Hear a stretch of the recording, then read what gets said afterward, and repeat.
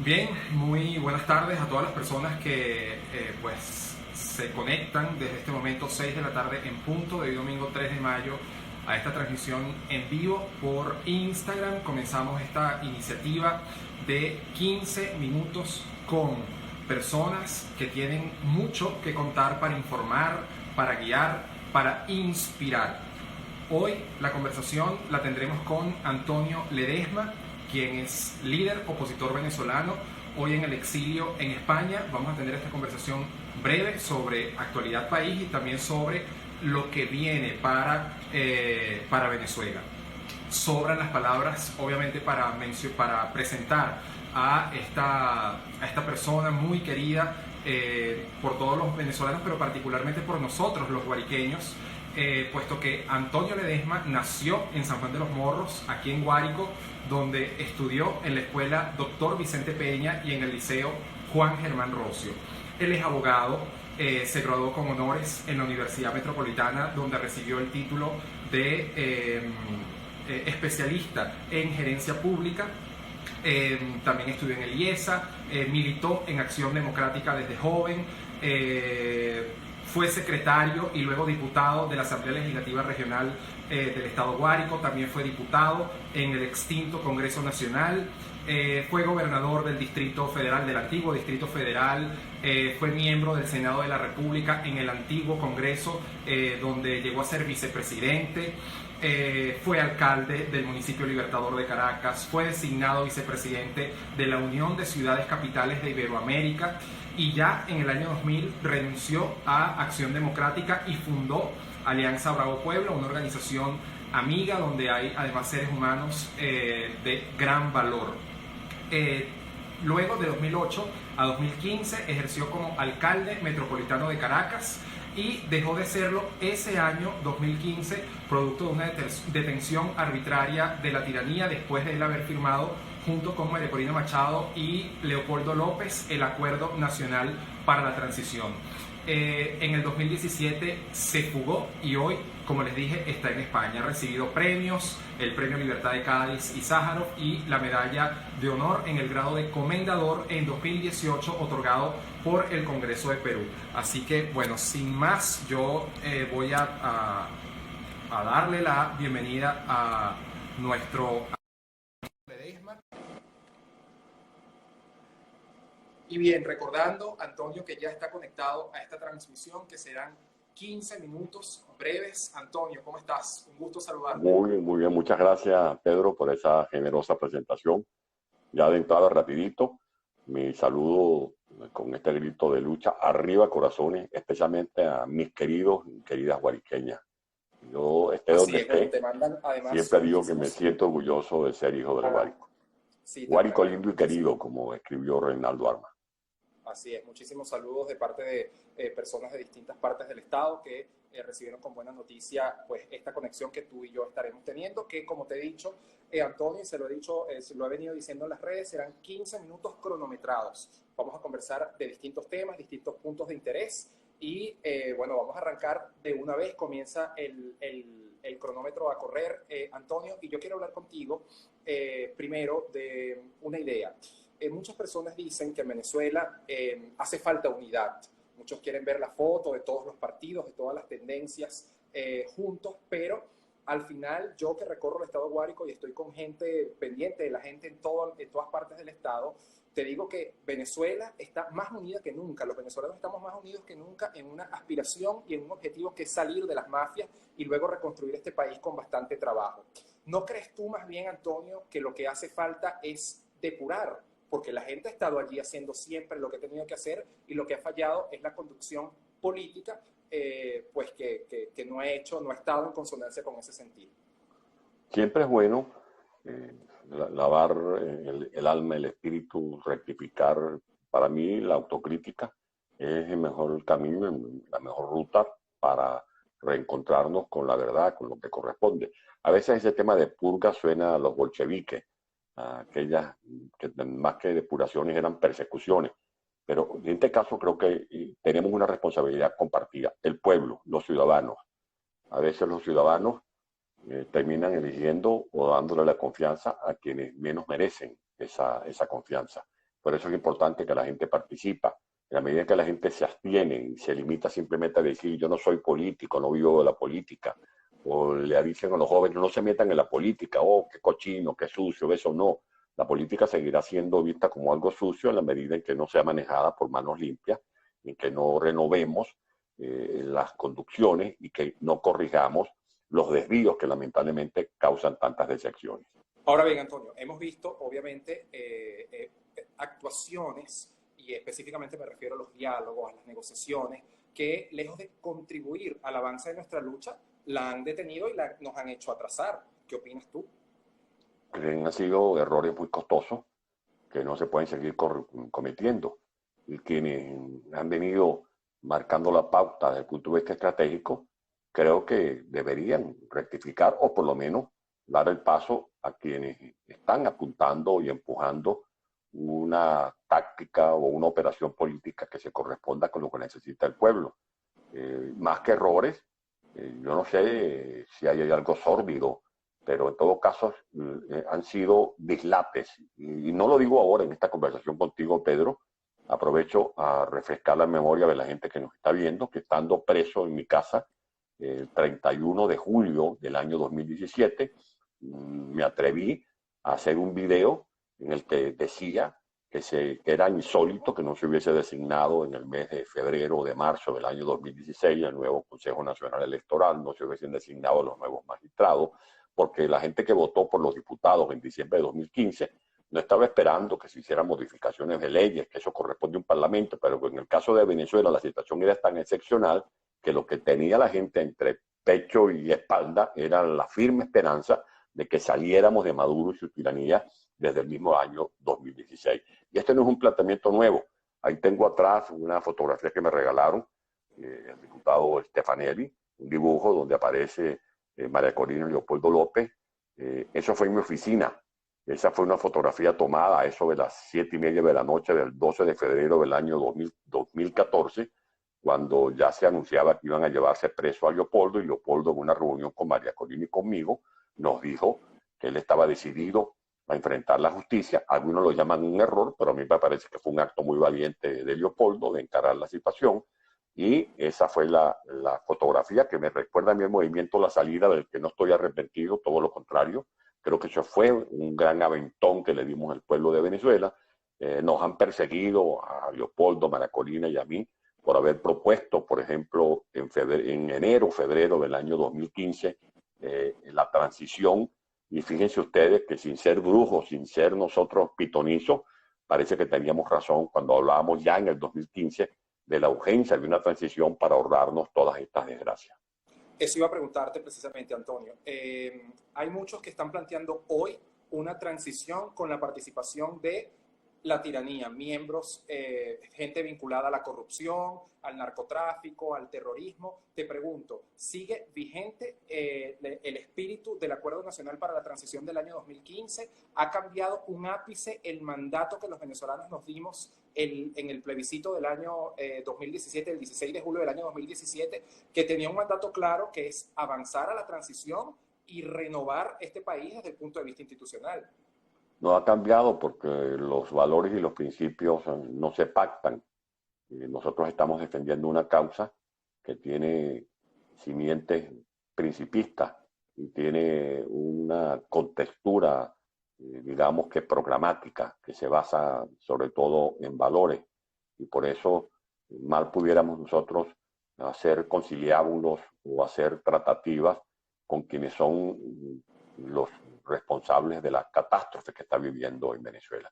Eso es como que si el presidente Pastrana o el presidente Uribe o el presidente Gaviria se hubiesen entendido en Colombia con Pablo Escobar o con el cartel de Medellín o el cartel de Cali. Nosotros hablamos de una avanzada que se reduce a no una consigna, sino una proposición muy trascendente de un gobierno de salvación nacional con los mejores de Venezuela, con la gente que tenga la posibilidad de reconstruir moralmente a Venezuela. Insisto, y sobre todo a ti que eres un joven del Guárico y a quienes me están viendo en esta conversación, que la gran faena que tenemos planteada por delante, además de la recuperación de PDVSA, de la CBG, de las autopistas, las universidades, los sistemas de riego, los sistemas eléctricos, de la ciencia y de la tecnología, de la educación en general, la gran faena, el gran desafío, el más fantástico y descomunal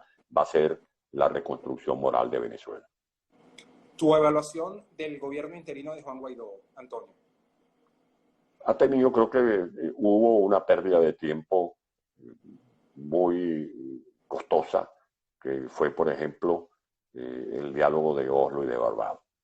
A mí no me terminan de convencer de que eso era necesario, creo que fue un salto atrás. Eso, de una u otra manera, dislocó la estrategia que muy bien perfiló el propio presidente Guaidó desde el mismo 23 de enero del año 2019, cuando empinado en una tribuna pública planteó un resumen que todos comenzamos a corear dentro y fuera de Venezuela con los 3 pasos: cese de la usurpación, gobierno de transición y elecciones libres. Pero en todo caso, no me quiero quedar escarbando en lo que pasó, sin que por supuesto no dejemos de tener eso como referencia para no reincidir en el error y más bien avanzar y empujar a Juan como a presidente Guaidó, como cabeza en esta coyuntura, porque al fin y al cabo, si él lo hace bien y si él logra el cese de la usurpación, yo me voy a sentir realizado como venezolano, que al fin y al cabo lo que aspiro es que Venezuela pueda retornar a la libertad y que podamos comenzar a transitar caminos de paz y de progreso. Sin embargo, Antonio, Mike Pompeo dijo que en la transición no deberían estar ni Maduro ni Guaidó. ¿Qué opinas tú de eso? Bueno, en todo caso, todos estamos llamados a hacer sacrificios. El propio Juan Guaidó ha dicho que él es una circunstancia y que por él no se va a retrasar un proceso de salida. Eso habla bien de Juan Guaidó y establece una diferencia entre un Juan Guaidó dispuesto a sacrificar incluso cualquier aspiración personal, muy legítima, y de un Maduro que se sabe que es responsable de estas calamidades y que sin embargo persiste en usurpar los poderes públicos, siendo evidentemente un obstáculo, una piedra de tranca entre esta desgracia que queremos dejar atrás y el nuevo tiempo que queremos comenzar a realizar. Sí, bueno, Antonio, para pasar a hablar del futuro, y ya tú ponías la idea en el tapete con tu intervención, mucha gente me dice, por lo menos en los recorridos, te hablo de mi experiencia haciendo pues recorridos por el estado Guárico, que bueno, nosotros queremos volver a la Venezuela de antes, porque ciertamente en la Venezuela de antes, la Venezuela de los 70, de los 80, la gente trabajaba, se partía el lomo y salía adelante, se compraba su casa, se compraba su carro, mandaba a los muchachos a estudiar. Pero, Antonio, mi percepción, y es la percepción así de mucha gente también, es que esa Venezuela, con algunos vicios allí, algunas, vamos a llamarlo, enfermedades de la democracia que se fueron desarrollando, trajo a esta Venezuela. Y me refiero concretamente al tema del centralismo, del populismo, de la demagogia, de la corrupción. Y lo que yo le planteo a la gente en la calle siempre es que nosotros no estamos luchando hoy, dejando aquí el pellejo en esta lucha para volver a la Venezuela de antes, sino volver a una Venezuela aún mejor, muy distinta, que deja atrás esos males del populismo, del militarismo, del socialismo, y pasar una donde el individuo esté en el centro, donde los políticos no estemos además para repartir planchas de zinc, tanque, no, los políticos estamos para servir a la gente, para que la gente por su propio esfuerzo, con sus propios proyectos, salga adelante. ¿Cuál es esa, cómo visualizas tú esa Venezuela libre, Antonio? Una Venezuela en la que podamos tener primero proyectos y planes muy bien concebidos, un liderazgo auténticamente comprometido con los valores y principios de la democracia, gobernantes que se empeñen en hacer cumplir la Constitución Nacional. Cuando en Venezuela hay un gobierno que haga todos los esfuerzos para que se plasmen en la realidad los preceptos constitucionales, derechos humanos, los valores, la familia como célula fundamental de la sociedad, derecho a una educación con calidad, derecho a la salud, derecho a la alimentación, derecho a un trabajo digno. Bueno, ese va a ser un gran país. Yo sueño con... del pasado no podemos tener melancolía. Del pasado hay que tenerlo allí como cuando tú agarras un libro y tú lees lo que pasó en la batalla de Carabobo, cuál fue el papel que jugó Páez, qué pasó en la Cosiata en 1826, qué fue lo que pasó con el atentado contra Bolívar en el 25 de septiembre de 1828 en Bogotá, cuáles fueron las diferencias entre Miranda, entre Piar, etcétera. Esas son referencias históricas, porque una cosa, el Bolívar, por ejemplo, de la Declaración de Jamaica de 1815 es muy distinto al Bolívar del Manifiesto de Cartagena del 15 de diciembre de 1812. Y el Bolívar del Congreso de Angostura de 1819 es distinto al Bolívar que mandó una carta con el mariscal de Ayacucho, con Sucre a Bolivia. O sea, son tiempos distintos. Ahora tenemos nosotros tiempos distintos, pero yo me imagino una democracia renovada con gobernantes ajenos al populismo y a la demagogia. Esas son las grandes bacterias que tenemos que curar del cuerpo democrático de Venezuela. Bueno, ya sonó la alarma, sí, símbolo de que ya se está acabando el tiempo y yo no quiero dejar de hablar contigo, Antonio, de Guárico. El Guárico de hoy, año 2020, un Guárico muy distinto obviamente, de cuando tú comenzaste a hacer política aquí en el estado Guárico. Y hoy estamos frente a grandes desafíos. Ciertamente, y tú has venido publicando recientemente mensajes muy buenos, además que suscribo al sector agrícola específicamente, pero también hay que ir repensando no solamente la política en Venezuela, sino también Guárico, y que Guárico no es solamente, y no da solamente para ser, como yo lo he venido diciéndole a los productores, el campo agroindustrial más grande de América Latina. Tenemos que soñar en grande, tenemos que trabajar para eso, porque además hay talento de sobra. Tu mensaje, Antonio, a los guariqueños que te siguen, que te admiran, que ven en ti un referente. Bueno, el Guárico tiene un portento en la educación con la Universidad Rómulo Gallegos, con el Instituto Tecnológico de los Llanos, que tiene núcleos en Calabozo, Valle de la Pascua, Altagracia, Vituco, por ejemplo. Tiene una fortaleza agropecuaria. Hay que ver lo que significa la cuenca del Tiznado, lo que significa el sistema de riego de Calabozo, la represa de Calabozo, lo que significa la cuenca de Unare. Nosotros podemos desarrollar cultivos de cereales como por ejemplo el arroz, el maíz, toda esa zona de La Pascua, Chaguarama, Las Mercedes, Cabruta, Santa Rita, El Socorro, Santa María, Zaraza, donde podemos hacer cultivos, por ejemplo, de leguminosa. Podemos cultivar tomate en El Sombrero, podemos desarrollar toda la siembra, por ejemplo, de hortalizas, incluso de hortalizas, sin querer competir con Trujillo, con Mérida y con Táchira. Tiene además unas instalaciones que pueden ser recuperables, los hilos de Tucupido, los hilos del Sombrero, una vialidad pésima. Creo que ese es uno de los grandes, los aspectos vulnerables del Guárico, que es su vialidad. Tenemos allí un potencial de técnicos que pasaron por el FONAYA, centros de investigación, con los que contó siempre, no solamente el Guárico, sino toda Venezuela, una juventud pujante y una mezcla de esos sueños de la juventud con la experiencia de los menos jóvenes, que estamos dispuestos a hacer una amalgama, pensando, como dijo Rubén Darío una vez, si la juventud supiera y si la vejez pudiera.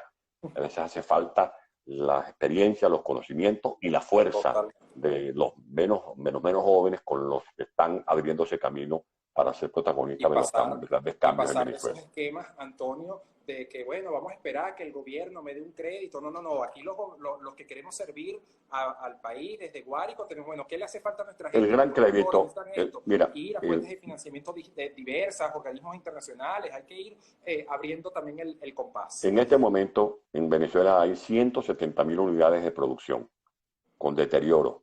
Un parque automotor, un parque de tractores, de maquinaria de más o menos 80.000 unidades de transporte de tractores, de los cuales servirán 15.000, los otros habrá que repararlos. Tenemos allí una serie de recursos, más aguas en Portuguesa, la represa de Calabozo para cultivos de arroz, para cultivos en Monagas, hasta de soya, recuperar, por ejemplo, el valle de Quíbor, los valles de Aragua, empujar la caña de azúcar, empujar la ganadería intensiva con razas como fue la raza limonero en Zulia, la Gertrudis, o la raza Carora en el estado Lara. Tenemos 40.000 unidades de producción para garantizarle queso duro, queso llanero a los venezolanos. O sea, podemos desarrollar los cultivos de cereales, de leguminosas, de hortalizas, ganadería de doble propósito, las empresas avícolas, las empresas de cerdo, lo que son los proyectos de producción de vida corta. En este momento, permíteme este comentario para cerrar esta pregunta, estoy alarmado. Y ojalá este programa lo escuche Juan Guaidó, estoy por hablar con él, porque se está acabando ya la oportunidad de la siembra para el ciclo norte-invierno. El ciclo norte-invierno comienza en abril, ya pasamos abril, ya estamos en mayo, viene junio. Creo que no va a haber posibilidad de tener una buena siembra o tener siembra en este ciclo de norte-invierno, porque no hay fertilizantes, no hay pesticidas, no hay herbicidas, no hay semillas certificadas, no hay combustible, no hay combustible, no hay energía eléctrica. De allí que potencial humano tenemos. Lo que necesita un productor en Venezuela más que todo es servicios, crédito oportuno y sobre todo la titularidad, que tenga en su mano el título de propiedad para que no vaya a llegar mañana un avispado en nombre de una falsa revolución, arrancarle su fondo, como se lo hicieron, por ejemplo, a Eduardo Albornoz o a tantos productores que conozco de Chaguarama, de Lezama, en el Orituco, a los que despojaron de su finca después que habían hecho sus lagunas, habían pegado las grapas en el alambre Cuba, haciendo sus corrales, sus potreros. Eso no puede volver a ocurrir más en Venezuela. Totalmente. Bueno, Antonio, para cerrar, un saludo además a la gente que está conectada y que está comentando de manera muy activa. Han hecho varias preguntas y ya para cerrar vamos a ir a una parte que yo he llamado de la A a la J, 10 preguntas breves y también respuestas de una palabra o de una frase. Y muchas de estas preguntas que ya tengo previamente preparadas han estado pues haciéndole a las personas que han estado escribiendo en este chat. Rápidamente, Antonio, porque además ya cumplimos los 15 minutos. Una palabra que te caracterice. Constancia. Un libro que recomiendes. Yo ya, El Camino a la Libertad. Yo leo muchos libros, pero este lo leí en la cárcel y me pegó mucho, que es de Mandela. Me pegó mucho y son esos libros. Yo estaba en la celda leyendo y cuando estaba llegando al final del libro, era como que si tú no quisieras llegar al final del libro. Lo recomiendo mucho porque habla de todo. Perfecto, gracias. Libro. ¿Público o privado? Yo creo que uno tiene que ser público y privado al mismo tiempo. Yo era diputado muy joven, a los 23 años, y desde entonces sabía que tenía una responsabilidad. Una responsabilidad, pues yo no podía llegar a un sitio, a un restaurante, a una cafetería, una arepera, no podía ir a una ternera en cualquier pueblo del Guárico y cometer extravagancia diciendo, no, estoy en un acto público. No, donde uno está, uno ya deja de ser el ciudadano común para ser una suerte de representante o vocero del pueblo. Yo fui diputado, fui senador, yo tenía que tener una responsabilidad. Y por lo tanto, para mí lo público y lo privado se mezclan mucho. Concuerdo contigo totalmente. La Fuerza Armada. Un lastre del que tiene que librarse la propia institución militar, porque siempre hay reservas en la institución militar. Y yo me imagino a los oficiales, porque he hablado con ellos, que se sienten avergonzados de lo que está pasando y que a veces les da pena que los vean hasta con los uniformes, porque sienten vergüenza de sus presillas. Así que esos militares, a los que conocí desde muchacho, porque yo nací en un pueblo muy de militares. Allí en San Juan estaba la Mulera, estaba el cuartel Zaraza, el comando de la Guardia Nacional, hacíamos jornadas forestales con la Guardia Nacional. Y da mucho dolor ver en la situación de penuria y de crisis moral en la que está la Fuerza Armada Nacional, y habrá que recuperarla, pero en eso tienen un papel muy importante los propios militares, que nada tienen que ver con el narcotráfico ni con el terror. 16 de julio. Una deuda que tenemos con nuestros mártires, con los jóvenes, como Pernalete, por ejemplo, como Niomar Lander, como Vallenilla, como tantos, los que murieron no solamente en Caracas, sino en todos los estados de Venezuela, Paola, por ejemplo. Es una deuda moral. Y ese aldabonazo yo lo escucho a diario. Por eso hablo de la salida y por eso apoyé mucho ese esfuerzo del plebiscito que se hizo el 16 de julio. Totalmente. Los venezolanos en el extranjero. Un coro que están siempre mirando hacia Venezuela. He comentado que cuando salí de San Antonio del Táchira para pisar tierra colombiana, esa mañanita del 18 de noviembre del 2017, me acordé de lo que una vez le dijo Andrés Luis Blanco al maestro Gallego cuando se fue al exilio: vete caminando de espaldas para que sientas que estás volviendo. Yo cuando volteé, me acordé y me voy caminando de espaldas cuando ya me sentía libre para sentir que voy a volver muy pronto a Venezuela. Amén. Estados Unidos. Un aliado, creo que tenemos que reconocer que el presidente Donald Trump no ha titubeado y ha sido muy claro, igual que su vicepresidente Mike Pence, sus voceros, como el señor Pompeo, en respaldar la causa por la libertad de Venezuela. Ese cuento de que quieren el petróleo, ¿qué petróleo? Si el petróleo producía la democracia, se lo vendía Chávez a Estados Unidos y Maduro también. No le siguen vendiendo petróleo porque ya no producen petróleo. Allí lo que se está defendiendo es la causa de la libertad de Venezuela. Así es. ¿Trump o Biden? Yo diría que en este momento nosotros tenemos que ser muy juiciosos, muy responsables, y respaldar es a Estados Unidos. Y en este momento el presidente de Estados Unidos es Donald Trump. Ya el pueblo de Estados Unidos resolverá, pero en todo caso nosotros tenemos que entender que es el gobierno de Estados Unidos el que nos está respaldando y que la cabeza de ese gobierno es el presidente Donald Trump. El valor más importante a rescatar en la Venezuela libre. La moral, sin duda alguna, la familia.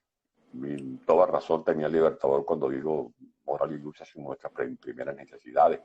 Podemos recuperar el petróleo, poder producir 5 millones de petróleo, podemos poder producir aluminio y hierro en la siderúrgica, todo eso, pero eso serán recursos que se perderán en los charcos de la corrupción si no teníamos moral.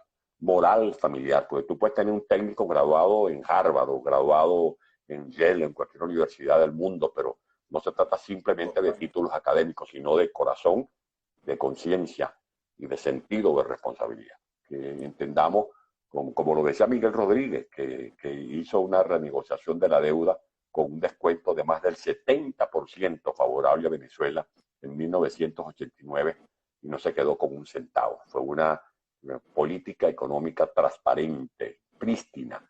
Y por eso cuando tú hablabas de la democracia, yo de la democracia de los años del pasado me quedo con la democracia que creó la OPE, que creó la Corporación Venezolana de Petróleo, que creó las orquestas infantiles que dirigió el maestro Abreu, que creó el plan de becas Gran Mariscal de Ayacucho, que creó las bibliotecas Ayacucho, que dirigía Virginia Betancourt, la democracia que construyó Guri, que fundó universidades como la Universidad Simón Bolívar, como la Universidad de Oriente. Yo creo que hay cosas buenas. Esas cosas buenas deben ser un reflejo del futuro, y las cosas malas tenemos que apagarlas, como cuando tú le echas agua y agua a un fogón para que no quede ni siquiera humo. Absolutamente. Guárico. Guárico lindo, es el diapasón de mis días. Aquí me pega, aunque tú no lo creas, el perfume del mastranto, ese mastranto guariqueño, y es lo que más añoro: volver a salir tempranito de San Juan de los Morros, caminar por la Plaza Bolívar, ir al San Juanote, ir hacia Cantagallo, pasar hacia Parapara, hacia Ortiz, seguir hacia el Rastro, Guardapinaja, llegar a Calabozo, ir a Camaguán, ir a Uberito, ir a Guayabal, ir a Cazorla. En definitiva, todos los días tengo aquí en mi memoria, en mi corazón, todos los pueblos, todos los barrios, urbanizaciones que conocí en La Pascua, por ejemplo, lo que es La Púa, La Concordia, gente amigo, como cuando iba hasta allá a visitar a Claudio Moreno en la Tascosa, o cuando me recibía mi querido Capí de Figueroa, o Freddy Acevedo, o Juan Lasaje en Tucupido, o Benítez en Sarasa, o el Negro Dájer, o Tony Vázquez en Altagracia, o Apolo Rincón en El Sombrero. Yo me acuerdo todos los días de mis amigas, de mis compañeros, de Octavio Viana en Calabozo, por ejemplo, entre tantos amigos que dejé por allá y que están aquí tatuados en mi memoria, porque el corazón es la memoria que no se agota. Así es. Bueno, Antonio, yo quiero agradecerte muchísimo el haber dispuesto. Al final no fueron 15 minutos, fueron 30, pero valieron la pena. Agradecido de que hayas dispuesto este tiempo para compartir con nosotros. Agradecido también con todas las personas que se conectaron y que han estado comentando muchísimo. Y bien, esperando, Antonio, por supuesto, la libertad, y que juntos podamos recorrer muy pronto ese estado Guárico que tú muy bien conoces, y trabajar por la reconstrucción de este país desde los valores, desde la esencia, con una gestión pública como servicio público, y para eso tenemos a mucha gente que se está preparando, mucha gente buena que va a poner a valer este país. Así que un abrazo fuerte, Antonio. Sí. Y un comentario. Hay gente que a veces me dice, bueno, Antonio, ¿por qué tú estás tan optimista? Porque es lo único útil. Eso fue uno de los libros también muy buenos que recomiendo, que es una de las biografías de Winston Churchill, que decía, bueno, es que ser optimista es lo único útil, porque el optimismo fortalece. Cuando tú te levantas con buen ánimo, tienes más fuerza espiritual. Si tú te levantas desganado, pensando que te va a morder una serpiente y que te vas a caer bufarallón, por supuesto que te debilita. En segundo lugar, la persistencia. No hay nada que no se consiga cuando tú estás asistido de la persistencia, de la constancia. En tercer lugar, que entiendas que las luchas que estás haciendo es por el prójimo. Esto no es algo de un poeta, no, esto es de corazón y de sentimiento. Ese sol que sale no es para alumbrarse, el sol no se alumbra a sí mismo, el sol es para alumbrar a los demás. Las aguas de los ríos no es porque el río se va a tomar su propia agua, no, esa es para darle agua a los demás. Las aves cuando cantan es para cantarle a los demás. Nuestras luchas tienen que ser al servicio de los demás. Yo quiero finalmente pedirle a la gente que me está escuchando que no olvidemos a nuestros presos políticos, que no olvidemos a nuestros mártires, que no olvidemos, por ejemplo, a Óscar Pérez, a Franklin Bristo, que no olvidemos al capitán Rafael Acosta Arévalo, que no olvidemos a la aviadora, a nuestro querido Rodolfo González, que no olvidemos a los muchachos que fueron asesinados, que no olvidemos a Albán, que no olvidemos a los militares presos, como por ejemplo el capitán Caguaripano. A veces la gente le dice, bueno, esos militares, ¿cuándo van a hacer algo? Y resulta que si hay militares que han tratado de hacer algo y los meten presos, no lo podemos olvidar. Después que le estamos pidiendo que haga un esfuerzo y los meten presos y los torturan, tenemos que por lo menos poner un Twitter, aunque sea un Twitter. Hay que ver lo que es para un preso político, saber que no nos olvidan. Yo lo digo con experiencia propia, yo fui preso político y eso a uno le daba como cuando un gallo aletea, te da fuerza saber que no te están olvidando. No olvidemos a nuestros presos políticos, a Juan Requesén, a Gilbert, a Renzo, a todos. Son una lista muy grande, me disculpa si no los puedo nombrar a todos por cuestión de tiempo, pero esa es mi última recomendación. Y mucha fe. La fe mueve montaña, la fe mueve montaña, y yo tengo esa corazonada de que muy pronto Venezuela va a recuperar su libertad. Y por eso, arriba la libertad, arriba corazones. Que Dios bendiga al Guárico y a toda Venezuela. Amén. Un saludo, mi cariño, Antonio. Gracias a ti, gracias a las personas que se conectaron.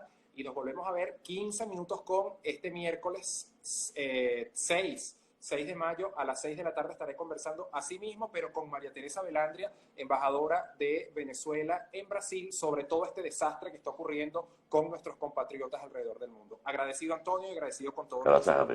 Gracias. Hasta luego.